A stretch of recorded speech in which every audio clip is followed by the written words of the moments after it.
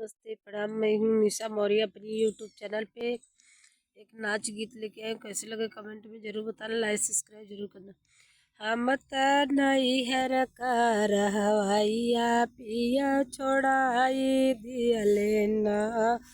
हम त नैहर का रहवैया पिया छोड़ाई दियले न। मम्मी हमारी छूटी गईली, पाप हमारा छूटी गईली। मम्मी हमारी छूटी गई, पाप हमारा छूटी गई। हमारी सीता यस बहिनिया पिया छोड़ाई दियले न।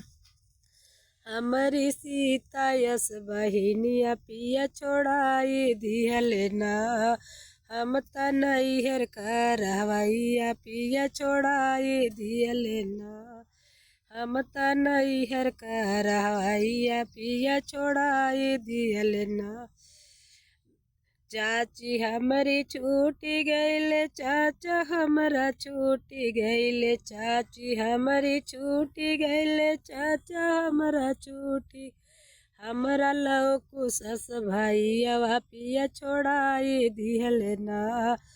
हमारा लौकु सस भैया पिया छोड़ाई दियले न। हम त नैहर का रहवैया पिया छोड़ाई दियले न। हम त नैहर का रहवैया पिया छोड़ाई दियले न। भाभी हमारी छूटी गईले, भैया हमारा छूटी गईले। भाभी हमारी छूटी गईले, भैया हमारा छूटी गए। हमारा लक्ष्मण यस भतीजवा पिया छोड़ाई दियले न। हमारा लक्ष्मण यस भतीजवा पिया छोड़ाई दियले न। हम त नैहर का रहवैया पिया छोड़ाई दियले न। त नैहर का रहवैया पिया छोड़ाई दियले न।